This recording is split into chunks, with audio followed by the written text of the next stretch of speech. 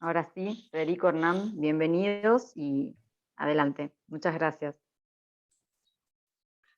Bueno, muchas gracias Mariela, gracias Marco también, a toda la Comisión de Peritos y al Colegio de Ingenieros y Especialistas que nos ratifica la confianza. Como bien vos decías, esta es la segunda parte de una actividad que habíamos comenzado en noviembre del año pasado, destinada a conocer un poco más acerca del sistema y el procedimiento de firma digital y sobre algunas cuestiones legales vinculadas a la tecnología en general y a cómo se implementa, particularmente por el Poder Judicial de la provincia de Santa Fe.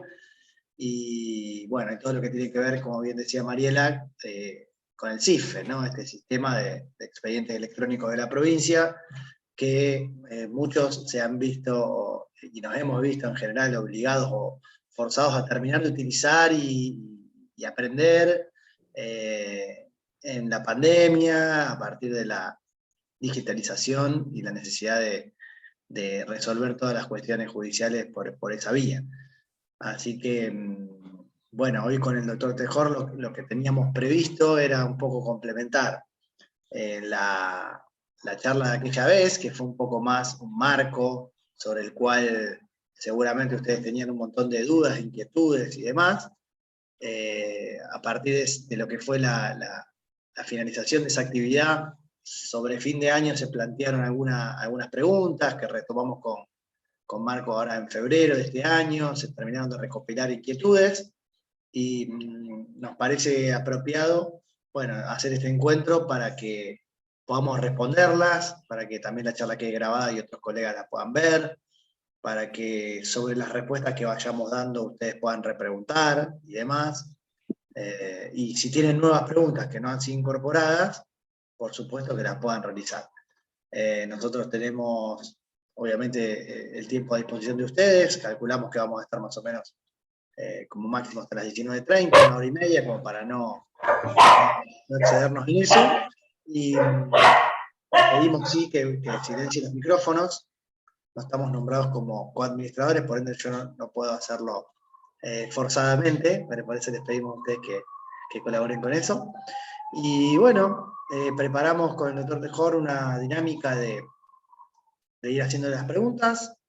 Primero las que están, por supuesto, ya adelantadas por ustedes. Vamos a ir pimponeando, digamos, yo voy a ser de moderador y le voy a preguntar, Fede va a ir respondiendo, si hay algo que se me ocurra acotar, o si hay algo que ustedes quieran repreguntar sobre el mismo tópico que se está desarrollando, siéntanse libres de hacerlo. En ese caso tenemos dos alternativas. La más ordenada sería que toquen ahí la manito en las reacciones que están en el menú y pidan la palabra levantando la mano virtualmente, pero si están en un celular o si están, no sé, incómodos o lo que fuera, quieren deshabilitar el micrófono e interrumpir con la voz, seguro que nos vamos a dar cuenta de que hay una necesaria intervención al respecto. Así que esa es la modalidad propuesta, si les parece. Fede, te doy la palabra para que te sigas presentando y luego comenzaríamos ya con el ping-pong de preguntas y aclaraciones. Bueno, hago propias las palabras de Hernán, el agradecimiento a la continuación, más que invitación, del evento anterior que hemos hecho y bueno, vamos a tocar una temática similar, ampliada. Para algunos, calculo que habrán estado en el evento previo, para los que no me conocen es un gusto. Siempre las actividades y la presencia en otros colegios profesionales que hacen al trabajo conjunto ante la justicia es muy, muy importante para nosotros porque nos permite interactuar con quienes son operadores también. No solamente los abogados, sino los peritos son parte fundamental en todo proceso judicial donde intervienen y que puedan hacer su trabajo adecuado a lo que es el funcionamiento actual del sistema de justicia, que no está limitado de forma exclusiva ni mucho menos a los abogados, sino que también a todos los auxiliares para nosotros es fundamental. Así que reitero el agradecimiento y por supuesto que la dinámica, como lo menciona Hernán, vamos a ir respondiendo lo que ya se planteó, pero sin lugar a dudas todo lo que vaya surgiendo en el momento, sea por la dinámica de la charla o dudas que vayan teniendo ahora, más que bienvenido a que intervengan y podamos intentar resolverlas en la medida de las posibilidades y de las limitaciones también del sistema, todo lo que sea posible en la tarde de hoy. Así que si les parece, Hernán, vamos a comenzar con las que ya estaban planteadas, y desde ahí empezamos. Bien, perfecto. De mi parte, bueno, las fuimos agrupando en función de los tópicos, como para ir ordenando un poco el contenido de las respuestas. Algunas versan sobre firma digital, o sobre su implementación práctica, mejor dicho. Por supuesto, en cuanto a lo que es el funcionamiento en el ámbito del Poder Judicial de la provincia, ¿no? Que por un lado es autoridad certificante y otorga, obviamente, la certificación respectiva, y por otro lado es quien implementa el sistema CIFE para poder interactuar, obviamente, dentro del ámbito de la justicia provincial. Ustedes saben que la justicia federal funciona con otro sistema, el LEC-100, que tiene sus propias pautas y que depende de la Corte de la Nación. Desconocemos si hay peritos que intervengan en la justicia federal, podría suceder, pero si hay alguna pregunta respectiva sobre eso, en la medida que podamos responderla también, con gusto lo haremos. Otras versan un poco más sobre el tema de cédulas de notificación, aspectos procesales, que claramente para los abogados es materia casi de todos los días cuando se litiga, y que para los auxiliares de la justicia suele ser también un ámbito de muchas dudas. Y hay algunas otras, como por cuestiones técnicas más específicas, sobre herramientas que se conversaron otra vez, como por ejemplo, cómo ayudar a comprimir un archivo, cosas que tienen que ver con la formalidad de implementación práctica del sistema, y algunas herramientas o tips más de uso de la tecnología en sí, que por ahí podemos tener por estar habituados a tener que resolver ese tipo de inconvenientes. No porque seamos tampoco más o menos avesados que muchos de ustedes, que seguramente lo son en eso, ¿no? En definitiva, siempre que interactuamos con los sistemas y que tenemos que subir escritos o lo que sea, estamos trabajando con archivos digitales. Esos archivos, por supuesto, tienen un tamaño y demás, y hay que ajustarse a los requisitos del sistema. Así que si les parece, creo que lo más apropiado es empezar por el tema de firma digital, que es un tema que suele traer más complicaciones técnicas por su naturaleza. Y ahí, Fede, ya te doy la palabra para que me respondas la primera de las dudas que había al respecto, que tiene que ver con lo siguiente. Hay alguien que nos dice, ¿la firma digital tiene alguna fecha de validez? ¿Existe algún driver para que la misma sea validada por el Poder Judicial? Esa es la primera, y después la vamos a enganchar con otra adicional. Bueno, a ver, para responder esta primera pregunta, a lo que hay que remitirnos es a la ley de firma digital, que establece el procedimiento para otorgar los certificados de firma digital.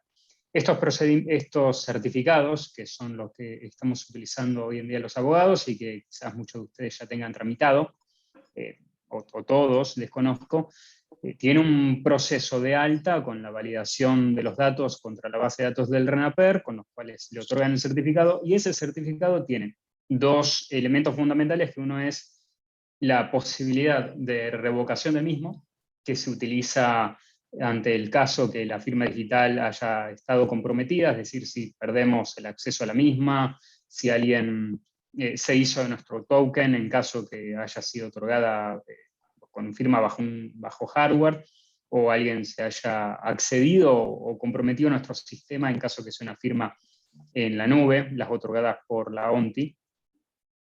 Y la segunda cuestión relevante es la fecha de caducidad del certificado. El certificado de firma digital es un certificado de criptografía asimétrica, muy similar a lo que es un certificado SSL que se carga en cualquier sitio web, en un servidor Apache, para el funcionamiento de una comunicación segura entre navegadores y un sitio web. Esos certificados son muy parecidos a lo que usamos de firma digital, y al igual que ellos, habrán visto que tiene una fecha de emisión, tiene una posibilidad o no de estar revocado, es decir, de verificar su validez en el momento de la utilización o del control, y tiene una fecha de caducidad, una fecha de vencimiento. Los certificados que se otorgan en Argentina dependen, en su caso, quién es la entidad certificante. Por ejemplo, los del Poder Judicial de la provincia de Santa Fe, que se otorgan con token en hardware, tienen un plazo de validez de 2 años. ¿Sí? Eso significa que, por ejemplo, los primeros abogados o los primeros auxiliares de la justicia de que hayan sacado un token de firma digital en el Poder Judicial van a estar teniendo que renovar los mismos. Básicamente lo que no es una renovación, sino técnicamente es una emisión de un nuevo certificado a mitad de este año. Sí, en el mes de junio, mayo, junio aproximadamente se empezaron a otorgar y vamos a estar en condiciones de renovar en poquitos meses. Dependerá cuándo lo sacaron ustedes para saber la fecha de vencimiento, de caducidad de ese certificado para que tramiten uno nuevo. En el caso de los certificados en token, en hardware, se reutiliza obviamente el mismo hardware, el mismo es grabado con un nuevo certificado, con la nueva fecha de validez, y se sigue utilizando sin ningún tipo de inconvenientes. Aquellos que fueron realizados sin hardware, es decir, con un firmador digital, como puede ser el que se otorga bajo la reglamentación de la ONTI, tendrán que tramitarlo por esa vía y lo tendrán cargado su nuevo certificado en la nube para ser utilizado desde el momento que se emite. La validación, la otra parte de la pregunta, cuando consultaban respecto de si el Poder Judicial si lo puede validar, si tiene una herramienta, en realidad, y esto creo que se repite en alguna otra pregunta más adelante. Si querés la sumamos, Fede, porque la pregunta adicional vinculada al tema de firma digital tiene que ver con cuando uno hace, o cómo hacer individualmente, cómo nosotros como usuarios sabemos que un documento que está firmado digitalmente y que en la parte, que esa firma está alojada obviamente en el archivo digital, puede ser que sea visible o no, esto lo aclaro yo, no está en la pregunta, pero sabemos que a veces la firma digital aparece, digamos, algún elemento dentro del documento que nos indica que fue insertada dentro del documento, y hay otras que no, que no aparece nada, porque eso es como opcional incluirlo, y bueno, en definitiva, sí hay un certificado que acompaña a ese documento y que hay que validar. Entonces, la pregunta sobre validación adicional a la que ya mencionamos, es qué pasa cuando uno abre el documento firmado digitalmente y en la parte superior nos aparece el típico aviso que dice que la firma presenta problemas, ¿no? Y cómo se corrige esa situación, por qué sucede esto de que la firma presente problemas, que bueno, que Fede siempre sabe responder, así que va a aclarar seguramente el punto en los dos sentidos, ¿no? Cómo valida el Poder Judicial es como validamos cualquier usuario, y ahora lo va a aclarar. Bueno, ahí hay varios puntos simultáneos a tratar. El primero tiene que ver con el tema de la validación. Primera aclaración que es importante. A veces parece un tema superfluo o que no haya necesidad de aclararlo, pero me ha pasado, la experiencia dicta, que muchas veces no se distingue la existencia de una firma digital de manera integrada al documento o qué significa firma digital contra el hecho de que haya una representación gráfica, como mencionaba Hernán, de una señal que marque que este documento ha sido firmado. Porque me ha pasado que, por lo menos en caso personal, el tribunal ha rechazado y ha reclamado que se firme digitalmente un archivo bajo la excusa de la no incorporación de un sellito que diga firmado digitalmente por tal persona. Cuando la realidad es que eso no es un procedimiento de verificación. Es decir, la firma digital no requiere que haya una mención a la misma en el documento, con una representación gráfica que diga ha sido firmado, y a su vez, ese sello que indica que ha sido firmado tampoco es señal de que el documento está validado.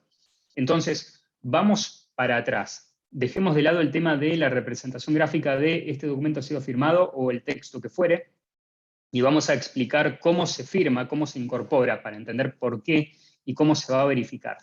El formato PDF, el formato de archivos que es el formato estándar que el tribunal acepta para que se suban presentaciones, si escaneamos documentos o pasamos presentaciones de Word a PDF para subirlas al sistema, tiene una particularidad que es un sistema que podemos entenderlo como un contenedor.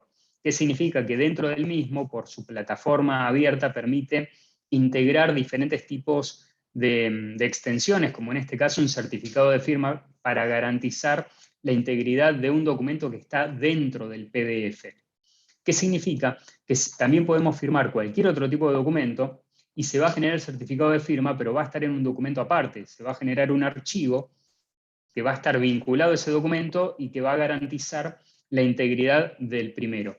En el PDF tenemos la particularidad que al firmarlo, el PDF permite que ese certificado que firmamos, ese comprobante de firma, quede integrado adentro del propio PDF en lugar de un archivo aparte, con lo cual hay un solo archivo y es más fácil su manipulación y su remisión, en este caso al Poder Judicial. Ahora bien, ¿qué hace el Poder Judicial cuando recibe un archivo? ¿Qué debería hacer? Debería ser un procedimiento de validación de firmas. ¿Cómo se hace esto? Y ustedes preguntaban, bueno, dentro de las preguntas estaba, ¿qué sucede y cómo yo puedo asegurarme si el documento está firmado o está debidamente firmado o no ha sido modificado o se mantiene íntegro? Bueno, básicamente lo que hay que hacer es un procedimiento de validación de firma. ¿Cómo lo hacemos? Con cualquier programa, los mismos programas que utilizamos para firmar, sea con el Adobe Acrobat, sea con el SolidSign o sea con algún tipo de otro programa que utilicen, no hay inconveniente con cuál, mientras sea compatible con el protocolo X509, que es el protocolo que se utiliza para la firma digital, básicamente, nos permite, casi todos tienen una función de validación de firma. ¿Qué se hace? Se selecciona esa posibilidad, esa opción de menú de validación, se ingresa el PDF firmado y una vez que es procesado, el sistema da una devolución que nos va a informar. Básicamente, si hay un certificado de firma digital o no, incrustado en el documento, en el caso que sea un PDF, si es un documento aparte, hay que incorporar los dos archivos. Si quién es el firmante de ese certificado, si el documento ha sido alterado o no desde la utilización de esa firma digital, es decir, básicamente si el documento mantiene el principio de integridad, y el horario y fecha y horario de firma. Pero, atención, fecha y horario no tiene consecuencias legales. ¿Qué significa? Que esa fecha y horario no significa que sea fecha y horario cierto. Es decir, es el horario que tenía la máquina firmante. Para determinar que hay una fecha y un horario que tenga consecuencias o validez legal, necesitamos algo que se llama sello de tiempo, que es otro tipo de certificado que está contemplado en la ley y que puede ser obtenido por nosotros o quien fuera necesario para garantizar que un documento ha sido firmado en un momento determinado y no otro. Es decir, darle un efecto similar a lo que le puede otorgar, por ejemplo, un escribano a un instrumento cuando certifica una firma o cuando hace una escritura pública. Pero bueno, volviendo al tema de la validación, el procedimiento es ese. Con cualquiera de los programas, ingresan el archivo firmado, dan clic a verificar, da un resultado. Si les da falla, pueden ser dos cosas. Primero puede ser que tienen el documento con una firma errónea, es decir, que se firmó con un certificado inválido, revocado, fuera de fecha o que no está firmado. O, por otro lado, puede ser que no tienen instalada en su máquina lo que se llama la cadena de confianza. ¿Qué es la cadena de confianza? Es una serie de documentos, unos certificados de lo que es la autoridad certificante raíz en Argentina, ACERRAÍZ, que emite el certificado principal del cual nacen todos los subcertificados de las entidades certificantes, quienes a su vez certifican la emisión o generan la emisión de nuestros certificados. Es decir, es, para pasarlo en limpio, es un certificado que nuestra computadora le dice, todos los certificados que estén debajo de este son válidos. Para que dé por válido los certificados emitidos en Argentina, necesitamos esa cadena de confianza instalada en nuestra máquina. Ese procedimiento lo hacen bajando, hay un archivo zip disponible en la página de firma digital de argentina.gov.ar, lo descargan en todas las máquinas que utilicen para validar firmas y con eso les tiene que dar bien un certificado emitido en Argentina. El tribunal, continuando con la pregunta, ¿qué debería hacer para validar la firma? Bueno, básicamente cada escrito que se presenta debería ser un procedimiento de validación de firma digital y asegurarse que esté firmado correctamente y que la firma sea válida. ¿Se realiza ese procedimiento? No, no se realiza.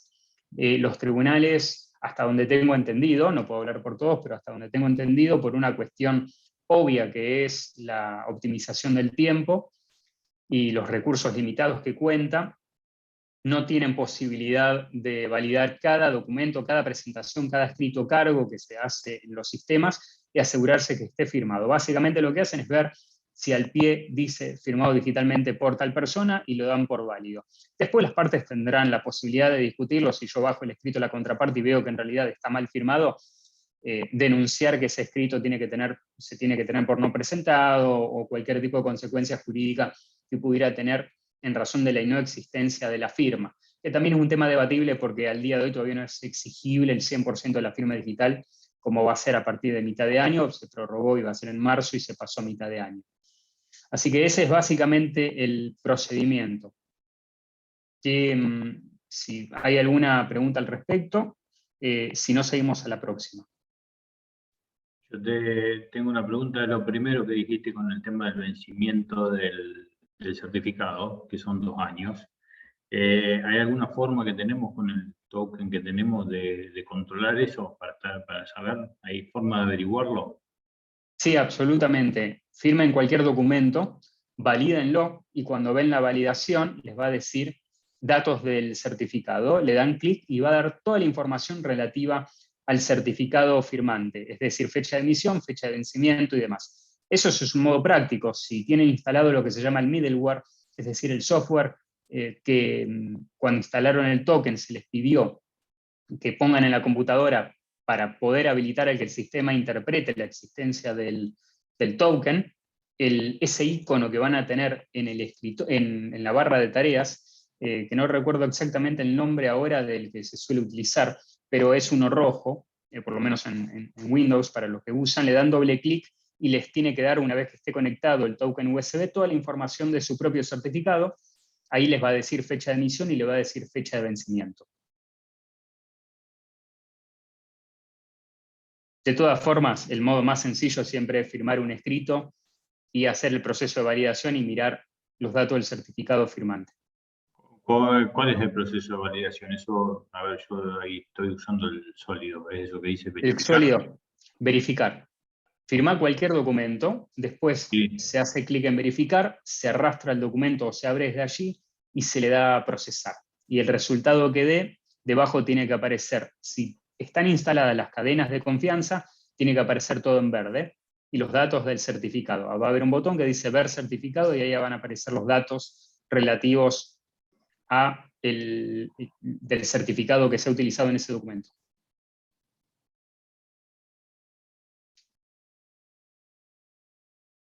Bien.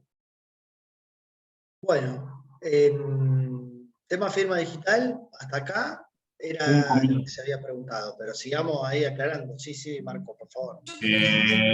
Muchas de las preguntas estas que surgieron salía porque todo el mundo, a mí también me pasa. Cuando abro un documento que ya está firmado, por ejemplo, este que estuve probando recién, encontré la fecha de validez, todo, me dice que está todo en verde, pero cuando lo abro en Acrobat Reader, arriba a la izquierda hay un cartelito que dice Hay una firma que presenta problemas. Presenta problemas. Eso es lo que trajo a todos la duda. O sea, según lo que acabo de escuchar y lo corroboro con lo que tengo, la firma estaría correcta. No tendría que tener problemas. ¿Por qué me aparece eso? ¿Le doy bolilla, no le doy bolilla? ¿Cómo procedemos con eso? No, eso básicamente ocurre porque el Acrobat no está levantando los certificados instalados de la cadena de confianza. Una vez que estén instalados, si Acrobat los levanta correctamente de lo que es el keychain o el repositorio de certificados de Windows, debería dar una respuesta válida y tomar esos certificados por confiables, digamos. Pero si se hace el procedimiento en sólido y el resultado de la validación es positiva y dice que el certificado está aplicado al documento y lo ven correctamente, entonces está conforme a la ley y no hay inconveniente. Esa firma digital es válida y existe en el documento. Inclusive hay una posibilidad, si no me equivoco y mal no recuerdo, de ir agregando los certificados a medida que uno va detectando que son los que más accede, que permite justamente específicamente ir haciendo esa descarga uno por uno y que el sistema lo vaya validando. Pero bueno, como dice Fede, hay que tener descargada la base completa, ¿no? Eso es lo ideal. Y bueno, que el sistema pueda contrastar contra toda la base de certificados. Sí, Jorge. Perdón, Un a mí me lugar pasa...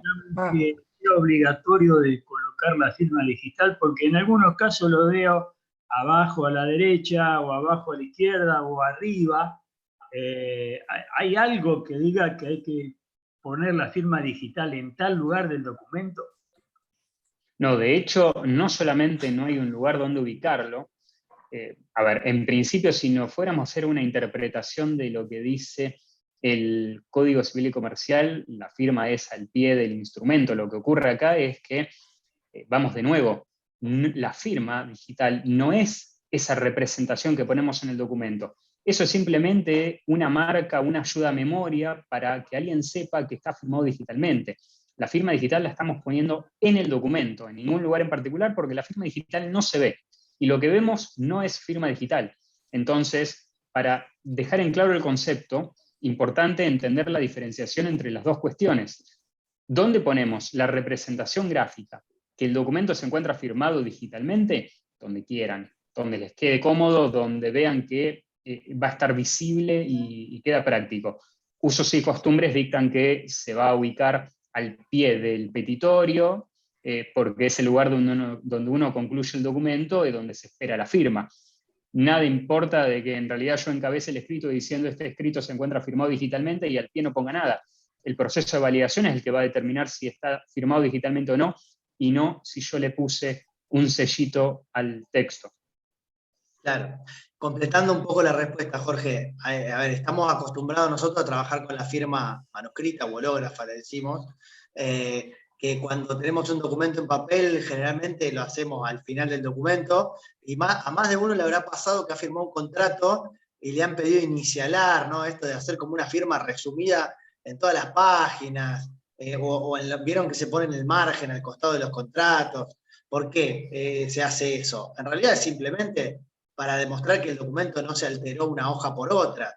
Entonces se deja algún tipo de marca visible en todas las páginas, de manera tal que se compruebe en otro momento posterior que el documento no fue alterado. En el caso de la firma digital no tenemos ese problema, porque justamente lo que estamos haciendo es insertar un certificado digital, digamos. Entonces, sobre cualquier aspecto del documento. Por supuesto que por uso y costumbre, y porque es sencillo para las demás, sí, Bárbara, ahí te damos la palabra.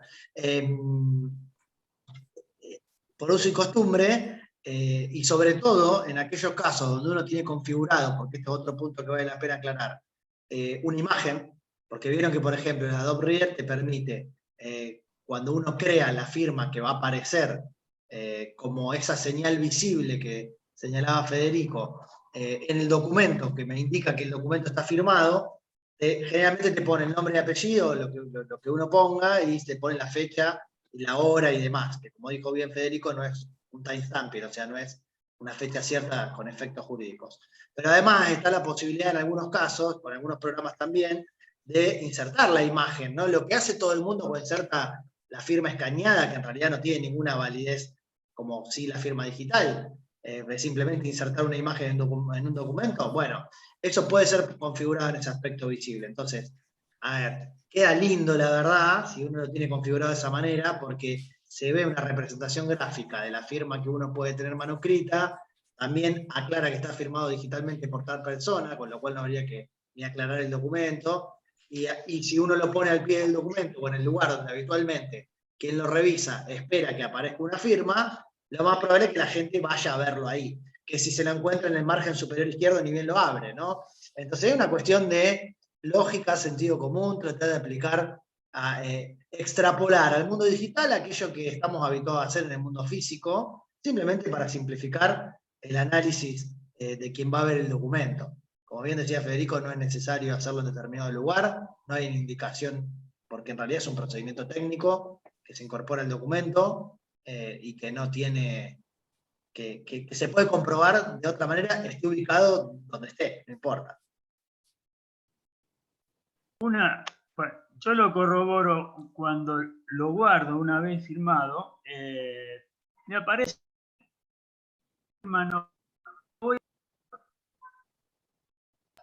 Jorge, estás silenciando y desilenciando, no se escuchó la pregunta.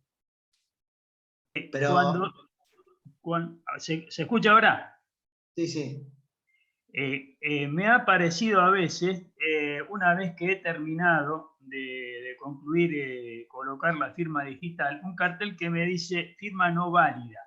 Pero yo voy a ver dónde lo guardé y está la firma en el documento. ¿Me explico? La existencia de la firma en el documento es independiente que la firma sea válida o no. El sistema puede firmar con un certificado inválido o que no esté dentro de la cadena de confianza. Probablemente el que esté dando esa respuesta sea el Acrobat Reader porque no tiene los certificados de la cadena de confianza instalados que al sistema le está indicando este certificado se encuentra validado y en un estado apto para ser verificado por terceras partes. Porque yo puedo generar en mi computadora de forma independiente, autónoma, un certificado de firma criptográfica asimétrica exactamente igual que el que nos otorga el Poder Judicial, por ejemplo, y utilizarlo para firmar documentos. La contrapartida es que no va a haber nadie que lo considere válido más que yo o alguien que le diga, bueno, esta es mi firma digital, acá tenés el certificado de la llave pública, utilizarlo para verificar. De hecho, durante mucho tiempo se utilizaron estos certificados, se siguen utilizando para la firma de correos electrónicos, se usaba el PGP Mail, que generaba una llave pública y una llave privada hace muchos años ya, y se subían los certificados a un repositorio público y uno se identificaba de esa manera. Bueno, esto es muy similar. Entonces, cuando se firma con el Acrobat, que esté diciendo firma no válida, lo único que está queriendo decir no es falló el procedimiento de firma. Lo que está diciendo es la firma utilizada no la puedo verificar como válida. Entonces, con todo lo que hablamos recién, habría que hacerlo para que el sistema entienda que esas firmas tienen validez o que son de confianza y que por ende deje de dar el error. Pero si hacemos el procedimiento de verificación con el sólido sign y tenemos instalados los certificados en nuestra máquina, debería darnos una respuesta positiva e indicar que el certificado utilizado es válido. Correcto. Bárbara, ahora sí, disculpa la demora, estabas ahí. Sí, bueno, yo no he podido firmar con el sólido, entonces firmo con el Acrobat y me salta el mismo error que le salta a todo el mundo. Mi pregunta es, ¿cómo hacemos para decirle al Acrobat o para cargarle los certificados en el Acrobat, que los lea? ¿Hay alguna forma? Se cargan en el sistema, porque Acrobat y Sólido y los demás lo que hacen es buscar en un almacén de certificados que tiene el sistema operativo qué certificados existen y cuáles son válidos. Entonces, descargando el archivo, Hernán pasó la página en el chat. No, pero yo lo tengo descargado, le he descargado antes de firmar, lo he vuelto a cargar después de firmar a ver si me lo levanta y a mí me sigue saltando el mismo error. Es como que no lo leyera. Yo, perdón, sinceramente, el que bajás es un archivo ejecutable que te instala o los certificados sueltos. No, el que te instala, el ejecutable. Lo que pasa que yo supuse, porque yo uso una notebook que es del trabajo, que ya tiene un certificado por el del trabajo. Yo no sé si tiene alguna inhibición y de alguna manera no me deja instalar alguna otra firma y pensé que era mi máquina, pero ahora veo que es un error que le sucede a todo el mundo. Entonces quería saber si había una forma de decirle al Acrobat, pero vos me estás diciendo que lo tendría que ir a buscar donde debería estar y no lo lee. Sí, desconozco, a ver, como utilizo siempre el sólido sign, desconozco si el Acrobat tiene una biblioteca propia de certificados. Habría que ver en opciones si me permite tomar certificados desde otra fuente, y en ese caso que los busque el sistema operativo. O si se pueden cargar de forma directa los certificados en el Acrobat, porque también se pueden bajar los certificados sueltos. Eso es un poco lo que yo decía antes, o sea, yo creo que un procedimiento correcto para resolver este problema puede ser, no decirle a la Adobe Acrobat, este certificado es válido si uno no lo verificó por una tercera fuente como el sólido. Pero por ahí el procedimiento adecuado sería ir al sólido, comprobar que el certificado sea correcto, como está indicando Federico, procesándolo, y una vez que sabemos que ese certificado es de confianza, porque ya está hecha la verificación, y era un certificado válido, vigente, etc., después vuelvo a abrir en el Adobe y ahí puedo agregar el certificado y decirle yo al sistema que lo reconozca como de confianza y lo vuelve a descargar. Por lo menos en mi experiencia así ha funcionado para evitar que vuelva a aparecer eso. Por supuesto que ahí en realidad el problema, lo único que está haciendo el programa es validar la instrucción que uno le está dando, ¿no? Y lo vuelve a agregar y lo pasa al repositorio de confianza. Pero ya deja de salir el error. Y lo recomendable sería primero hacer la verificación externa, ¿no? Y estar seguro de lo que uno va a agregar como válido y de confianza, realmente lo sea. Ok. Sí, Laureano. Perdón, agrego un poquito a lo que dijiste recién, Hernán.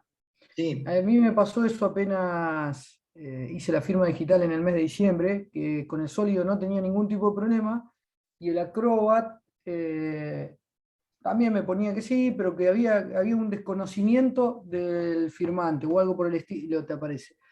Me cansé de preguntar por un lado o por otro. Un día estuve con Javier Felipe, acá del colegio, y me dijo lo mismo que acabas de decir vos, Hernán, y se me solucionó el tema con el Acrobat. Es más, firmo siempre con el Acrobat, que es vos tenés que internamente en el programa, en la configuración, ir aceptando las firmas que, independientemente de lo que está en el AC raíz y demás, vos tenés que darle como una especie de visto bueno a la firma, ¿sí? Permítanme el término. Sí. Y desde ahí Sí, no sí. tuve más problemas, firmo con cualquiera de los dos y no tengo problema, pero tenía exactamente el mismo problema que están describiendo ustedes. Sí, son como dos cosas separadas, ¿no? Perdón, Firmar van a poder firmar con los dos, pero después a la hora de validar, se supone que uno, cuando ve si un documento firmado por un tercero es o no de confianza, porque está con el certificado vigente y demás, debería hacerlo con un programa que funcione. O sea, no se confíen del Adobe Acrobat Reader ni de los certificados que ustedes vayan ingresando, si no lo verificaron por otro programa que sí sabemos que funciona y no presenta eso. Ahora, cuando firman ustedes, no hay problema, yo firmo con los dos indistintamente y no he tenido problemas. La firma hecha en Adobe es sumamente válida. Pero siempre de última, si tienen dudas, si algo que ustedes firmaron en Adobe aparece con el certificado correcto, después lo contrastan en Solio como si fuera un documento de un tercero. Y le va a salir que está bien, digamos. Sí, vamos a hacer una aclaración porque me parece importante recalcar algo que recién Hernán dijo. El hecho de incorporar nuestro propio certificado como un certificado de confianza en el Acrobat, lo que le estamos diciendo, por pasarlo en un lenguaje, vamos a hacer una analogía, es en lugar de preguntarle al nutricionista si la hamburguesa engorda, es preguntarme a mí mismo y decir, no, no engorda. Eso no significa que el resultado sea que la hamburguesa engorda o no, significa que yo me lo estoy autodiciendo, lo cual no me da un resultado válido, me da mi autoconvencimiento. ¿Qué significa? Si ustedes ponen su propio certificado les va a dar válido, pero eso no significa que sea válido el proceso. ¿Por qué? Porque la validación se da contra dos factores. Por un lado, que sea emitido por el AC raíz, y por otro lado, la instrucción del certificado de AC raíz es la conexión a Internet al servidor del AC raíz para ver que el certificado no esté revocado. ¿Qué significa? Que si ustedes ese propio certificado lo están corroborando contra el que ustedes le dijeron a la máquina que se instaló, no tienen certeza que el certificado sea válido o que haya sido firmado en fecha válida. Porque la fecha contrasta con la fecha en que ese certificado se configuró como de confianza y puede haber sido revocado con posterioridad. Entonces, ese procedimiento les puede servir solo para no ver la pantallita de error porque les molesta, pero no es el procedimiento correcto para que dé un resultado adecuado el Acrobat. El procedimiento correcto es contra el certificado de AC raíz y ningún otro. Está claro. Lo que pasa es que como que todos, ¿no? Vemos eso de que presenta problemas y nos agarra la necesidad de resolverlo. Y más a ustedes que saben cómo resolver técnicamente estas cuestiones, y cuando no sabemos cómo funciona cierto sistema por detrás, empiezan la necesidad de hacer la ingeniería inversa, ¿no? Y demás. Bueno, o de entender cómo funciona. Creo que de firma estamos. No sé si había alguna otra duda. Podemos pasar, si no, al segundo tema previsto, que era el tema de cédulas de notificación. ¿Les parece? Bueno. Si nadie se opone, avanzamos. Bueno, respecto de las cédulas. Sí, perdón, ¿alguien? Porque justo cambié la pantalla. No, continúo. Les decía, respecto de las cédulas. La pregunta es, ¿podemos notificar los auxiliares de justicia, o sea, los peritos? O sea, ¿es posible que un perito notifique? ¿Cuál es el procedimiento para hacerlo? Y después dice, ¿la pueden firmar los auxiliares o hay que hacerla firmar por el juzgado. ¿Se puede solicitar que el juzgado notifique en caso de que no podamos hacerlo los auxiliares?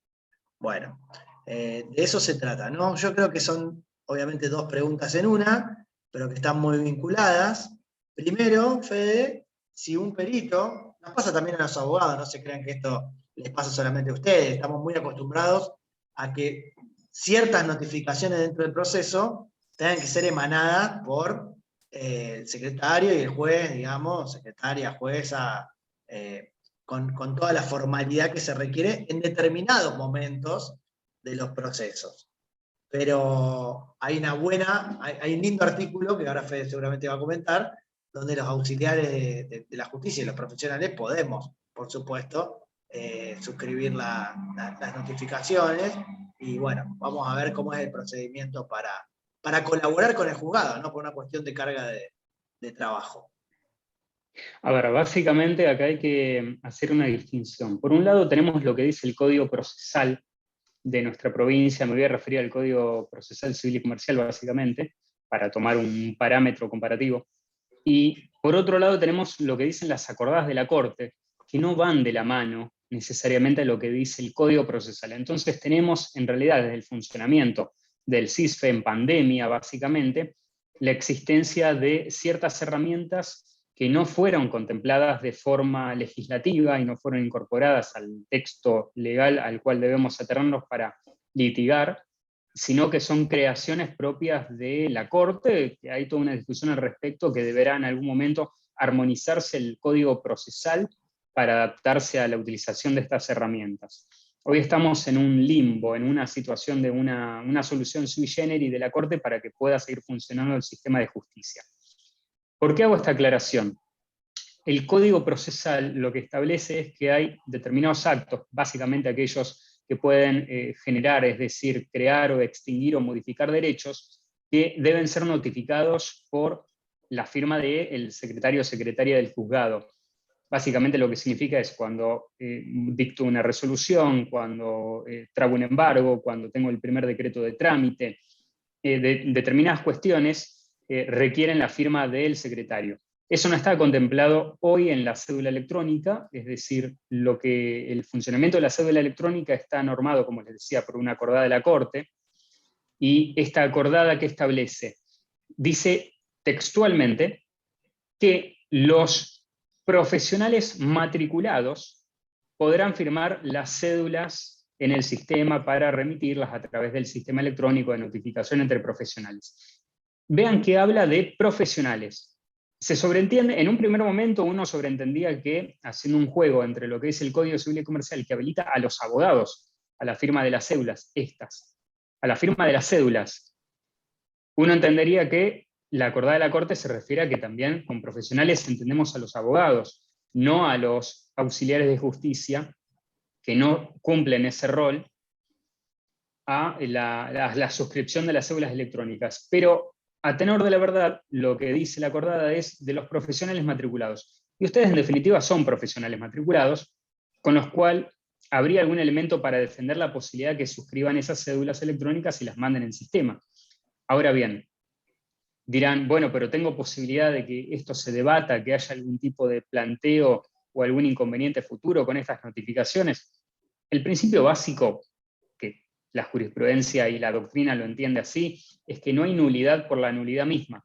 ¿Qué significa? Que si ustedes firman una cédula, y con esto no estoy diciendo necesariamente ustedes pueden, lo que digo es que está abierta la puerta porque hay una suerte de gris al respecto. Lo que digo es que si firman la cédula, para que esa cédula, lo que notificaron, sea nulo, tiene que haber una causal real. Es decir, una nulidad no se puede plantear, o por lo menos sí lo entiende la jurisprudencia, lo han entendido los fallos judiciales y lo ha entendido la doctrina al estudiar la materia. No se puede resolver la nulidad, que es una sanción gravosa al respecto de una notificación, por el solo hecho de que, en definitiva, quien lo firmó haya una discusión si el profesional está habilitado a firmarlo o no. ¿Por qué? Porque lo que importa es que el contenido llegó al conocimiento real del destinatario, y que esa cédula en definitiva fue debidamente diligenciada a través del sistema informático. Entonces, yendo a lo concreto, ¿pueden firmar las cédulas? Existe la posibilidad, yo entiendo, yo personalmente, que el auxiliar de la justicia se encuentra habilitado a la firma con independencia de lo que el código diga, porque la cédula electrónica tampoco está regulada en el código. La Corte, cuando lo implementa la cédula electrónica, lo que dice es los profesionales matriculados. Después veremos si algún día hay alguna resolución judicial por algún planteo de nulidad que se haga al respecto, ahí nos enteraremos y adecuaremos la teoría a la nueva posición o lo que vaya a interpretar un juez. Pero mi interpretación es esa.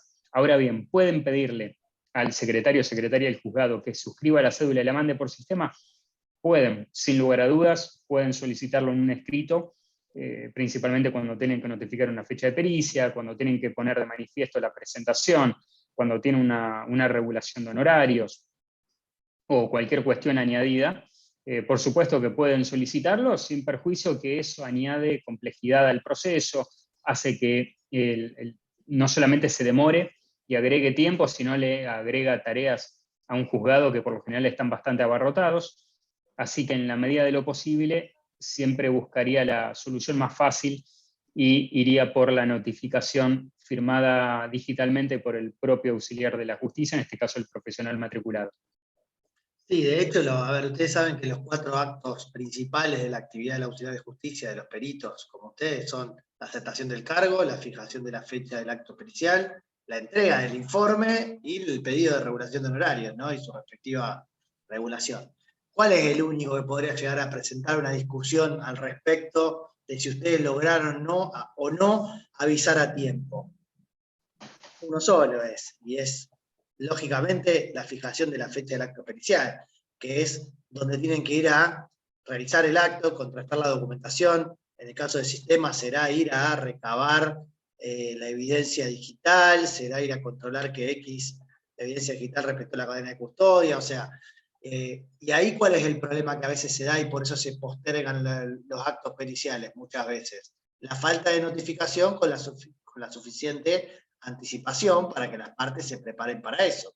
Si hay una de las partes que está tratando de dilatar el juicio y demás, siempre se va a tratar de agarrar de que no estuvo notificada para que esa prueba pericial no se produzca en tiempo y forma, y si ustedes no pudieron hacer el acto pericial, lógicamente menos aún van a poder presentar el informe pericial. Por ende, siempre hay que tomar el recaudo de, en caso de que notifiquen ustedes, de hacerlo con la debida anticipación. Si están previendo hoy una pericia que va a ser, no sé, en agosto, bueno, si lo hacen ustedes por sistema, no creo que haya ningún problema. Difícilmente alguna de las partes pueda usar esto como un recurso o les pueda cuestionar a ustedes que no se enteró del acto pericial que va a ser dentro de 3 o 4 meses, ¿no?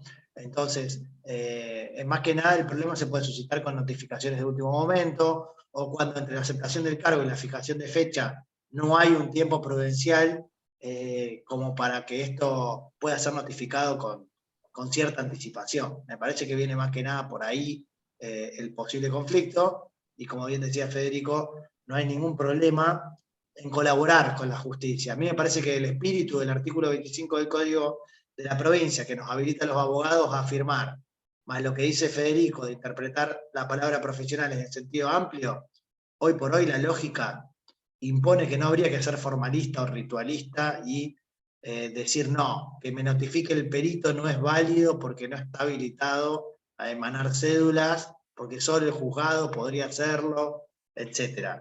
Se verá en cada caso concreto si eso sucede, ¿no? El juzgado lo verá si es una maniobra dilatoria dentro del expediente y verá qué hace al respecto, pero la lógica indica que eso de mínima no le debería causar problemas a ustedes. A lo sumo, habrá que repetir algún acto pericial y demás.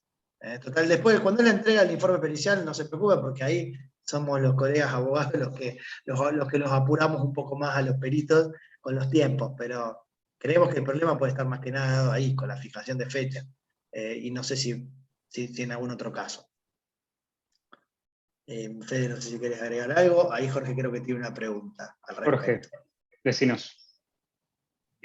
Nosotros siempre hacemos la fijación de fecha de pericia dirigida al juez y ellos se encargan quizás de notificarla. Nosotros podemos notificar también la fijación de fecha de pericia a las partes? A ver, si el tribunal, depende del proceso en el que estamos. Hoy en día hay bastante impulso del propio tribunal en procesos, por ejemplo, dentro del marco de oralidad, donde una vez que se fijó fecha, el propio tribunal provee y envía las cédulas a las partes. Si el tribunal lo mandó, no es necesario que lo manden ustedes. Ya está, alcanza con lo que envió el tribunal y de hecho totalmente irrelevante y hasta en exceso que también el perito lo notifique, salvo que observen que faltó notificar alguna parte o hubo algo que puedan subsanar. Caso contrario, si el tribunal envió la cédula electrónica y ustedes la ven en el sistema, con eso ya está, alcanza y es suficiente. Exacto, pero no olvidar, Jorge, que para poder notificar válidamente, lo que se va a estar notificando no es el pedido de ustedes, lo que se va a estar notificando es el proveído del juzgado que receptó ese pedido de ustedes y dijo, téngase por fijada fecha de pericia en sistema para tal día, tal hora, en tal lugar. ¿Está? O sea, eso es lo que se notifica, ¿no? El decreto, el proveído del juzgado, y no el pedido, por supuesto, que ustedes realizan en forma previa. Bien, relacionado a esto, y ya tiene que ver esto, Fede, con el funcionamiento más del CIFE, pero todavía estamos dentro de lo que son las notificaciones. ¿Se puede configurar para que me lleguen los correos indicando que se tiene una nueva cédula? Un abogado, dice el ejemplo, sugirió constituir domicilio electrónico al vincularme o subirlo por CIFE luego de lograr la vinculación. De esa forma lo hacen ellos para que los notifiquen por mail. ¿Es cierto esto? A ver, vamos a hacer primero de todo precisiones. El funcionamiento actual del CISFE no permite a uno cargar una dirección de correo electrónico a los fines de las notificaciones con una sola excepción. Cuando inicio una demanda y la meto en la mesa de entradas únicas, me permite cargar un correo electrónico. Eso a ustedes no les pasa porque no son abogados. En el resto de las situaciones, quienes cargan el correo electrónico son los empleados de los juzgados. Ustedes solo pueden indicar una dirección de correo. Ahora bien, lo que menciona este abogado, por eso pido precisión, vamos a ser claros, la constitución de un domicilio electrónico no está contemplado en la normativa del funcionamiento procesal en nuestra provincia, ni tampoco en las acordadas de la Corte. Es decir, el domicilio electrónico está contemplado en el artículo 75 del Código Civil y Comercial de la Nación y tiene efectos totalmente diferentes a lo que acá se menciona. Lo que se hace cuando se denuncia un correo electrónico en las presentaciones en el tribunal es la denuncia de un correo a los efectos de los correos de cortesía que el sistema dispara para avisar que se recibió una notificación. La importancia de la diferenciación entre ambos es muy alta. ¿Por qué? Porque el domicilio electrónico es aquel donde se reciben las notificaciones. Es decir, ustedes para estar notificados deberían recibir un correo, una notificación a su dirección de email. Por otro lado, el aviso de cortesía implica que ustedes en la casilla de cédulas que tienen en el sistema, es decir, en el ingreso al expediente puntual o la verificación de existencia de cédulas que tienen un botón en el CISFE, van a recibir un aviso informando que tienen notificaciones en determinado expediente librados a su parte y que tienen que entrar a verlas. Si la notificación no está en su correo, el correo que reciben no es notificación, sino que la notificación es la que está en el sistema. ¿Y por qué la distinción? Porque la acordada de la Corte lo que dice es que la cédula se considerará notificada, es decir, diligenciada y puesta a disposición desde el momento en que está subida al sistema. Y el primer día hábil es el inmediato siguiente a que se realizó la carga. ¿Qué significa? Que ustedes están notificados con independencia que les llegue el correo electrónico con el aviso de cortesía o no. Eso por un lado. Y por otro, el aviso de cortesía, y lo dice expresamente, yo diría, estaban previendo el hecho que el sistema no funcione correctamente, que es lo que ocurre desde el inicio, que el sistema no les informe que tiene una notificación disponible. ¿Y por qué? Porque la acordada dice que en la recepción o no del aviso de cortesía no obsta que la notificación haya ocurrido y que hayan comenzado a correr los plazos procesales. Con lo cual, pasando en limpio, deben en los escritos iniciales, cuando aceptan cargo, denunciar un correo electrónico es conveniente, se lo sugerimos, de hecho es práctico. Pero ese correo electrónico, primero, no es domicilio electrónico, es un correo a los efectos de los correos de cortesía, y segundo, depende de que el sistema, digamos, en el CISPE, los empleados del juzgado decidan cargarlos. En muchas ocasiones no pasa. ¿Cómo van a saber si están cargados o no? Cuando se pone la solapa de notificaciones, a los contrarios, ustedes no lo van a ver, pero a los contrarios les aparece al costado si tienen una dirección de correo cargada o no, con lo cual van a poder, si tienen clave de tercero para ingresar, no, ahí no les muestra la cédula, perdón, tienen que ingresar con una clave de abogado o de profesional. Solamente el juzgado los puede cargar. La única posibilidad que tienen, y es la que brinda tranquilidad, es entrar de forma diaria o casi diaria al sistema, verificar si tienen notificaciones nuevas con el botón de ver notificaciones recibidas, y con eso tener tranquilidad. El tema del correo de cortesía depende hoy en día, por lo menos como está plasmado el sistema, de la buena voluntad del juzgado y de nadie más. Tengo una consulta con el tema de cédula que hablaron antes. Yo he mandado cédula, me han mandado, las veo. El problema, lo que siempre reviso, si está notificada una fecha de pericia, y hay veces que se la mandan de un abogado de una parte al otro abogado de la otra parte. Hay veces que yo no las veo. Yo escuché, me han mostrado fotos a algunos abogados que tienen una opción ellos de ver cédula y nosotros no la tenemos. ¿Puede ser que sea así eso? ¿Cómo tengo yo para corroborar si realmente a un abogado le pasó porque puede ser que esté debidamente notificado y yo no me entero? A ver, la acordada de la Corte manda que una vez que cualquier profesional envió una cédula en sistema, al tribunal le aparece esa cédula enviada y el tribunal tiene la obligación de al día siguiente incorporarla físicamente al expediente y cargarla como enviada. Es decir, dentro del historial de movimiento del expediente debería aparecer una cédula remitida y con el destinatario. Esa es la manera correcta de asegurarnos que la cédula haya sido enviada. Ahora, si el tribunal no la carga, no la provee, no tienen forma de saberlo. Y de hecho, lo que dice el abogado de que toca el botón de cédulas es una verdad a medias, porque cuando me permite a mí enviar la cédula electrónica, en realidad lo que me va a mostrar es solamente las mías enviadas. Si hay dos profesionales por una parte, el otro profesional va a estar en la misma situación que el perito, es decir, no le va a aparecer en la bandeja de enviadas una cédula remitida a la otra parte, sino que se va a enterar recién cuando en el sistema se carguen en el expediente. O sea que si yo no la veo cargada en el expediente, por lo menos uno o 2 días después, quiere decir que no está debidamente notificada. No, lo que significa es que o nunca se mandó, o que el tribunal no la cargó en sistema, porque tienen que hacer un proceso manual por el cual las cédulas que los profesionales mandan las cargan al expediente.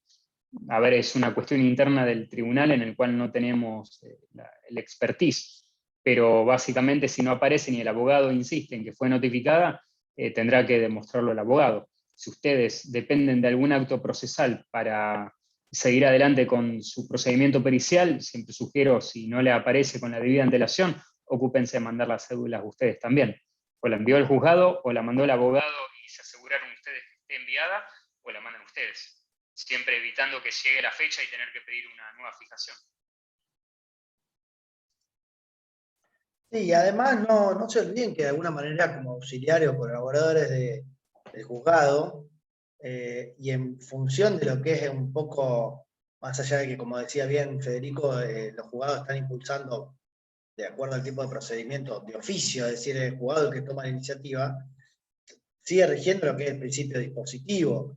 Esto es que son las partes las que van impulsando el proceso y son las partes las que de alguna manera también se controlan recíprocamente. Entonces puede pasar que sea interés de una de las partes bueno, considerar que algo está notificado o que algo no está notificado y puede hacer algún planteo de nulidad en base a que no se llegó a cumplir con X formalidad y eventualmente no se respetó el derecho de defensa, ¿no? Como bien se suele decir, por no haber podido participar de un acto procesal en tiempo y forma. generalmente esto no acarrea una responsabilidad para el perito, ¿no? O sea, la debida diligencia del perito es aceptar el cargo, insisto, fijar la fecha con cierta antelación, realizar con diligencia su acto procesal, presentar su informe pericial como acto pericial, presentar el informe pericial como corresponde, etcétera, con imparcialidad y difícilmente tengan consecuencias por esta situación que en definitiva les escapa un poco, ¿no? Como para llevarles tranquilidad. Creo que eso, independientemente de del funcionamiento práctico del sistema, es un tema donde si se pueden meter y ser dirigentes y mandar cédulas y ser precavidos, ordenados con el trabajo, bienvenido. Si en algún punto les excede, no se vuelvan locos, porque en definitiva es más interés de los abogados que de ustedes. ¿Se entiende el mensaje? Eso es un poco lo que queríamos, o de mi parte por lo menos, transmitirles. Bien, nos quedan un par más. Una tiene que ver también con la vinculación, ¿no? de los profesionales y de los archivos dentro del CIFE. En los juzgados ya salimos un poquito de lo que es tema de notificaciones.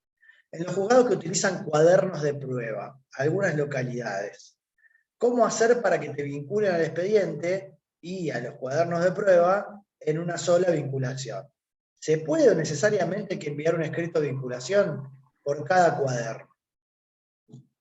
No, respuesta rápida, como tiene otro número de quest, tiene en realidad un subnúmero, es un expediente independiente en sistema y necesitan pedirlo en cada uno de ellos. Correcto. Eso es un buen tip que se puede aplicar también a otro tipo de situaciones, que no necesariamente son los cuadernos de prueba. Puede ser cuando hay expedientes conexos, ¿no? Un aseguramiento de prueba donde el acto pericial se da en forma previa al inicio de lo que sería el expediente principal, y puede haber alguna, no sé, intervención posterior, también, más adelante, en el expediente principal, y van a necesitar estar vinculados a los dos expedientes, para poder tener intervención y visualizar ambos, etc. Porque cada uno tiene su propio quiz, ¿no? Su propio número de identificación judicial. Bien, queda una más, bien práctica, después seguramente va a surgir alguna otra, pero bueno, esto creo que tiene que ver con algo que habíamos hablado en noviembre, Fede, que era cuál era la manera más práctica o conveniente de dividir los archivos cuando estos archivos superan los 3 megabytes, ¿no? Que era un poco la limitación de espacio que a veces se puede dar en estos sistemas, cuando uno sube la información, carga los escritos, o a veces el problema este que tenía el propio Adobe cuando cargábamos o incorporábamos el certificado de firma digital, el archivo se hacía muy pesado, cosa que con Sólido no ocurría.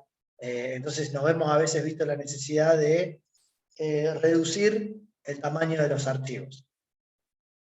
A ver, vamos a tomar lo mismo que dijimos en su momento. Esto por limitaciones propias del diseño del sistema informático del tribunal nos volvió artesanos de los archivos PDF. A todos los profesionales a fuerza de obligación para poder trabajar.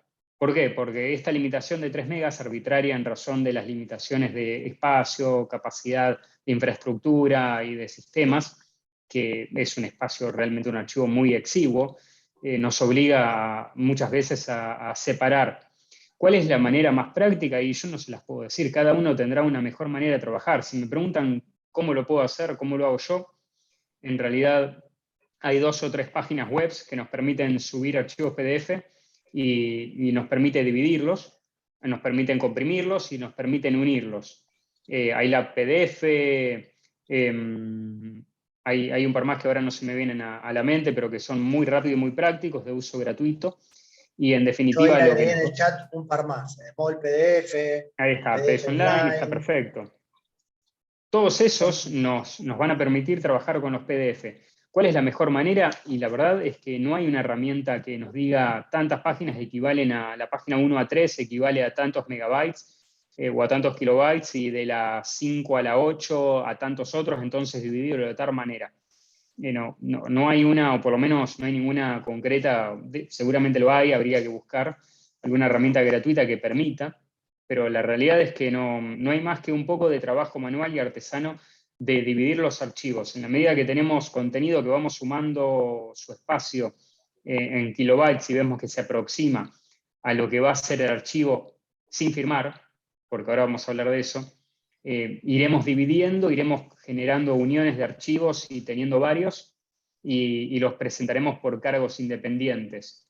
No es necesario agregar un escrito de presentación por cada cargo, alcanza con que el primero sea el escrito acompañando algo documental y que los demás sean solamente la documental que falta. Algo muy importante que no me quiero olvidar. El archivo se divide, se unifica, se comprime antes de la firma. Una vez que firmaron, el archivo no se vuelve a tocar, ¿sí? Si ustedes lo modifican de cualquier forma, sea dividiéndolo, comprimiéndolo, agregándole algún archivo anexo posterior al escrito, lo que fuera que hagan, invalida la firma digital y esa firma es nula. ¿Qué significa? Si ustedes van a generar un archivo donde van a agregar documental, por ejemplo, o la pericia con elementos fotográficos, planillas, lo que fuera, y lo quieren unificar con el Excel, lo hacen previo a firmar. La firma es el último procedimiento antes de subirlo al sistema, no al revés. Me ha pasado que muchos colegas firman un archivo, luego lo dividen y lo suben en varias etapas, y ese archivo en realidad la firma es inválida. Y podría darse el planteo eventual, si bien es un tecnicismo, pero podría darse el planteo de la inexistencia de firma porque ese nuevo archivo dividido no está firmado. Bien. Y lo mismo pasa a veces cuando lo mandamos a avisar. Si yo firmo digitalmente, lo mando a avisar, el visado del colegio rompe la firma. Yo he escuchado gente del colegio que está diciendo que lo están tratando de solucionarlo, porque si yo lo mando a avisar y después lo firmo, rompo el visado porque también está encriptado. Rompo el visado del colegio. Pero bueno, eso por ahora estamos entregando lo que está avisado, como que la firma, en vez de ser la nuestra, la del colegio, a la que es nuestra firma. Bueno, para esos procedimientos de firmas sucesivas, ya hay, obviamente, software que permite, inclusive instituciones como la Bolsa de Comercio, Rosario y demás, que están incorporando y desarrollando herramientas para ir generando distintos certificados sucesivos y demás que no van alterando ni invalidando lo anterior, ¿no? Justamente, pero eso tiene que estar planificado con una herramienta especial para hacerlo. Caso contrario, como bien vos decís, las firmas aisladas van generando un problema sobre el documento anterior. De hecho, a ver, voy a hacer una aclaración. No hay ningún inconveniente técnico en que se firme digitalmente un archivo de forma sucesiva con varias firmas. Lo único que va a ocurrir, ni hace falta ningún tipo de herramienta.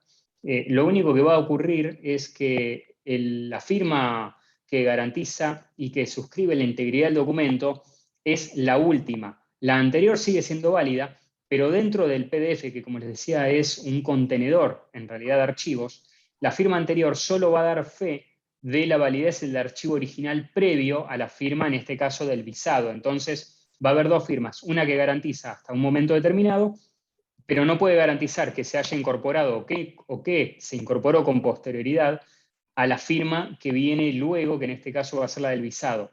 Entonces, no es un inconveniente técnico, lo que hay es en realidad hay una digresión en cuanto a cómo tienen que interpretarse la existencia de firmas sucesivas, pero ambas pueden ser verificadas y uno, si hacen la prueba de firmar un documento ustedes, mandárselo a alguien que lo firmen y luego lo verifican, prueben con la parte de verificación del sólido y van a ver que les da la opción de ver el último documento, que la firma cubre el documento completo, y a su vez les va a permitir ver la firma anterior, pero que cubre solo parcialmente el documento, que es el documento original firmado, y les va a permitir ver ese documento original hasta el momento de la firma previa. Y se los va a mostrar sin la incorporación del sello de la segunda firma. Pero técnicamente el archivo final puede demostrarse que ha sido firmado válidamente por todos los que estén en la cadena de firmantes. Excelente. Buenísima declaración, Fede. Súper completo. De nuestra parte, y en base a las preguntas que nos habían facilitado con anterioridad, hemos ya terminado con lo que estaba pautado. Creo que podríamos abrir estos últimos minutos, antes de las 19:30, si es que todavía quedan dudas, un espacio también de aclaraciones, de preguntas, en caso que algo no haya quedado claro, quieran volver a revisarlo, o se les haya ocurrido ahora, o la hayan tenido anotada en forma previa, diríamos que este es el momento apropiado para hacerlo.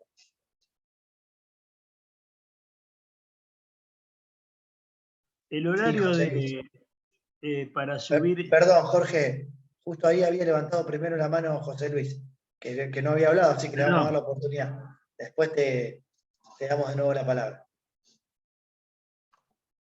Está silenciado, José Luis.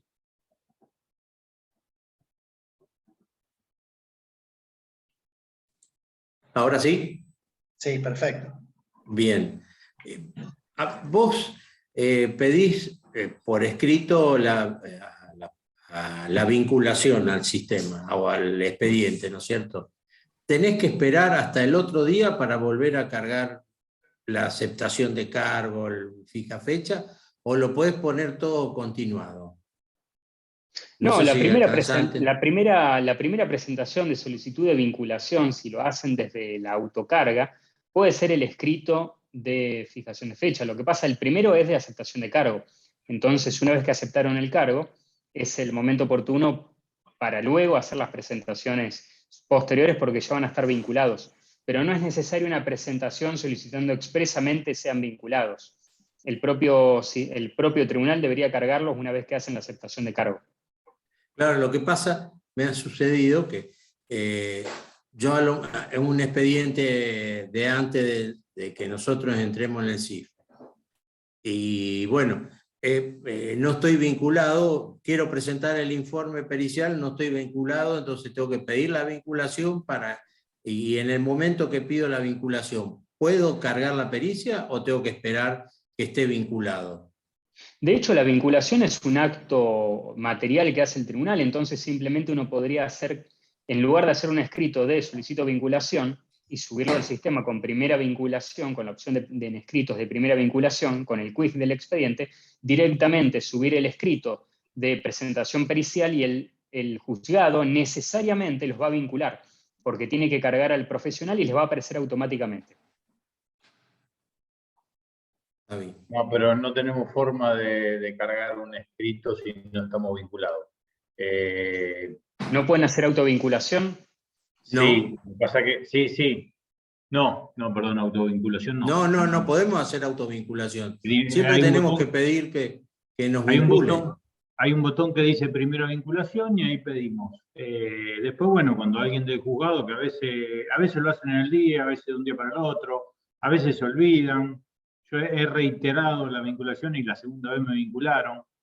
Es lo que dice si, por ejemplo, como dice él, en los casos viejos que no estamos vinculados y vamos a presentar el informe, como no podemos hacerlo, si directamente en un único acto, digamos, vamos a la primera vinculación y como adjunto ponemos el informe pericial. Está bien, después en el sistema dice perito tal, solicita vinculación y aparece informe, entonces por ahí es como que no quedaría registrado en el sistema, en todo el historial del expediente, dónde está el informe pericial, porque resulta que va a estar escondido atrás de un título que dice solicita vinculación. Eso sería por ahí el único inconveniente, no sé.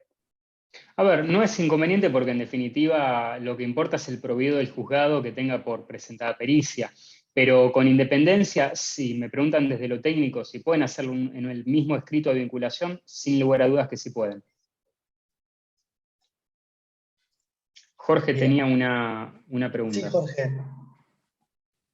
Los horarios en que funciona, digamos, el CIFE uno lo tiene más o menos ya sabido que es desde las 7:30 hasta cerca de la 1:45. Después se pueden seguir cargando cédula y elevarla al CIFE hasta las 8 de la noche. Pueden cargar cédulas porque las cédulas se pueden diligenciar en cualquier horario. No las van a poder enviar en fin de semana, el sistema lo inhabilita. Pero en días de semana, en cualquier horario, las cédulas pueden cargarse y pueden enviarse. También pueden cargarse escritos, pero no los pueden enviar, no los pueden presentar para cargo, salvo dentro del horario hábil. Claro, quedan en el sistema y después te aparece la autorización para enviarlo. O sea, le das la autorización, vos lo tenés cargado y le das la autorización al horario que corresponde y ahí se sale. ¿El horario hábil es automático o depende del juzgado o de alguien? No, es el horario de funcionamiento de tribunales hasta las 12:45 del mediodía.